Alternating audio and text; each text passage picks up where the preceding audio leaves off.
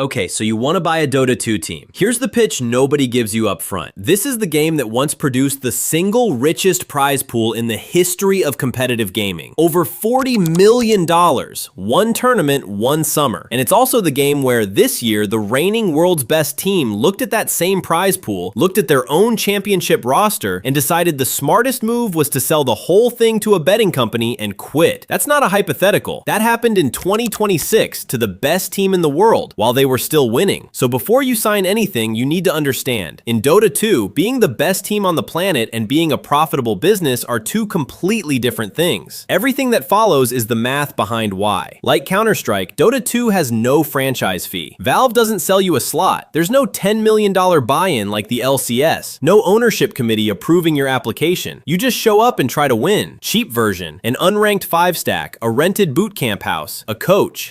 Call it $300,000 to $500,000 a year. You will not sniff a major. Mid version, a genuine tier 1 roster. This is where the real number lives, and it's brutal because the organization barely sees any of the prize money it wins. Tournament payouts are split so that players keep the large majority, and the org typically retains only 10 to 20% of it. So even a title-winning season doesn't fund the org that's paying the bills. Salaries for a championship caliber roster now run high enough that, according to Tundra Esports co-founder Maxim Demon, prize money alone can no longer keep a tier 1 team solvent, full stop. His words, not a headline writer's. Expensive version. You don't just field a team, you build a media brand around it, because in Dota 2, the roster alone won't carry the business. More on why in a minute. Hidden cost nobody puts in the pitch deck. Sponsorship dependency. In Dota 2, the sponsors with genuinely deep pockets have mostly been one category: betting companies.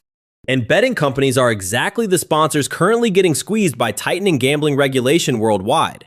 Add the travel, 5 to 6 international events a year, business class flights, boot camp housing, visas and work permits for a roster that's usually scattered across 3 or 4 countries. None of that shows up in the "it's free to start a team" pitch. Lose your one betting sponsor and there's no obvious replacement category waiting in line.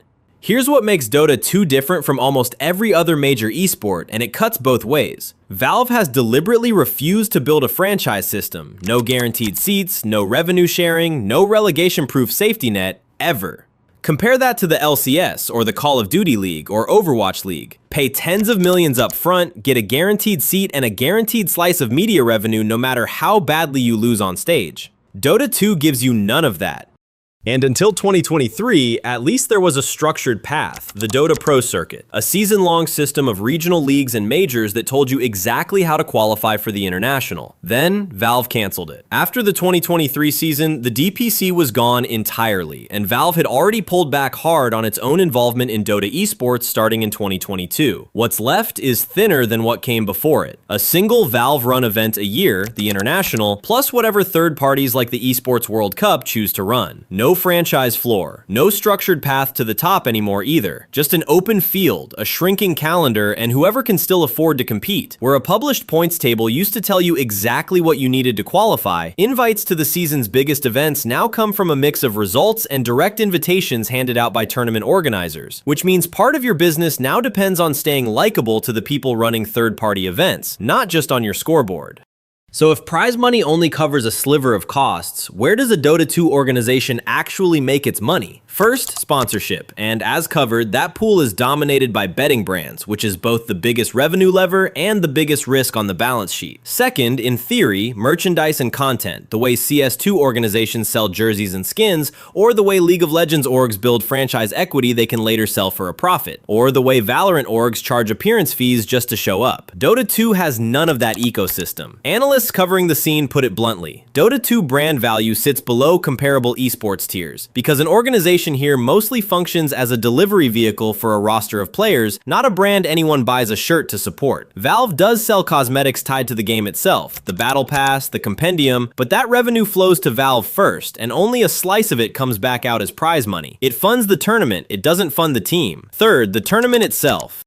The International's prize pool tells the whole story of where this is heading. It peaked at $40,018,195 in 2021, an all-time esports record built almost entirely on crowdfunded Battle Pass sales. In 2022, it dropped to $18,930,775. In 2023, it collapsed to $3,380,455. In 2024, $2,602,164. In 2025, Valve set a fixed base pool of $1.6 million, and community contributions through Battle Pass sales brought in the worst 24-hour growth in the tournament's history, just $92,919 in the first day. The International 2026 starts with that same $1.6 million base, fourth year running unchanged. That's a 96% collapse in 5 years. For the single event the entire competitive calendar used to be built around. Even the backup plan is shrinking. The Esports World Cup, backed by Saudi money, briefly looked like Dota's replacement revenue stream once Valve pulled back. Not anymore. The 2026 Dota prize pool at the Esports World Cup is down $1 million from 2025, down $3 million from 2024, and down $13 million from 2023.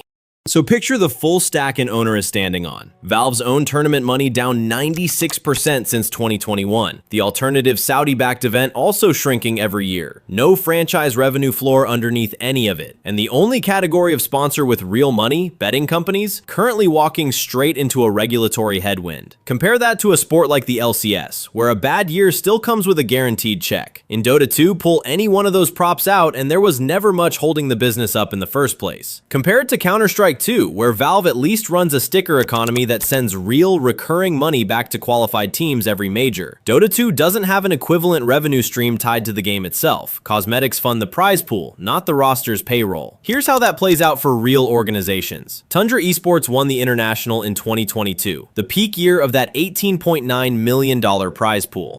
Fast forward to the 2025/2026 season. Tundra won 4 Tier 1 titles, sat at #1 in the world rankings, and held direct invites to both the Esports World Cup and the International 2026. By any competitive measure, they were the best team on the planet. Full stop. On June 1st, 2026, Tundra sold its entire championship roster to betting brand OneWin and announced it was done fielding a competitive Dota team altogether, pivoting into a media company instead. Co-founder Maxim Demmin gave 3 reasons: tightening regulation around betting sponsors, the rising cost of a top roster, and the chance to sell the best lineup in the world while it was still worth something. He said the quiet part out loud: Dota 2 salaries are inflated relative to what the sport actually generates, and prize money doesn't close that gap anymore, no matter how many titles you stack up in a single season. Tundra wasn't alone. Heroic and Pain Gaming also exited the Dota 2 scene in 2026 following the same pattern. A well-funded organization enters, spends 2 or 3 years trying to find a monetization model that doesn't depend entirely on one betting sponsor, fails to find it, and leaves. And this isn't a new phenomenon, it's an acceleration of an old one. Evil Geniuses, the International 2015 champions and one of the most storied brands in North American esports, pulled out of the NA Dota scene in November 2022, then fully released its entire roster in November 2023, exiting the game completely. Every player on that final roster entered free agency at once. That collapse landed inside a much bigger wave of 2023 esports layoffs that also hit Dota programs at 100 Thieves, FaZe Clan, and TSM, as organizations across the industry cut the discipline that was hardest to monetize. Same pattern twice, a decade apart. A legendary brand, a title-winning roster, an org that measured success in trophies, and an exit anyway, because trophies were never the same thing as revenue. Run the numbers both ways. Optimistic scenario: you land a major betting sponsor before the regulatory net tightens further, you build a genuine content arm around your roster the way FaZe did in Counter-Strike, and your team stays inside the top invites long enough to keep that sponsor happy. You might break even. Maybe. Realistic scenario? You're paying championship level salaries because that's what it costs to keep top talent. Your organization keeps only 10 to 20% of whatever prize money that roster wins. Your primary sponsor category is shrinking under new gambling laws, and the tournament ecosystem you're competing inside has lost 96% of its headline prize pool since 2021. Even winning starts to look like a reason to sell, not a reason to stay. You can win a major and still post a loss for the year on the same balance sheet, and there's no parachute parachute waiting underneath any of it. In a closed league like the LCS, a bad season still pays the bills through guaranteed media revenue. In Dota 2, a bad season, or even, as Tundra just proved, a genuinely great one, can be the exact reason a team decides to close. Compare that to an asset like a golf course or a shopping mall, where a bad year still leaves you holding land and a lease roll. In Dota 2, a bad year can leave you holding nothing but expired contracts and a roster that just walked to free agency. Put $2 million into an S&P 500 index fund instead, and history says 8 to 10% a year, with no regulator threatening your one sponsor category and no algorithm deciding whether your invite survives next season. So here's the paradox. The team that could point to the most trophies in the world right now, Tundra Esports, looked at all of it, the rankings, the invites, the titles, and concluded the correct business decision was to sell everything and leave. Not because they were losing, because winning didn't pay enough anymore. The International once proved this game could generate more prize money than any esport in history.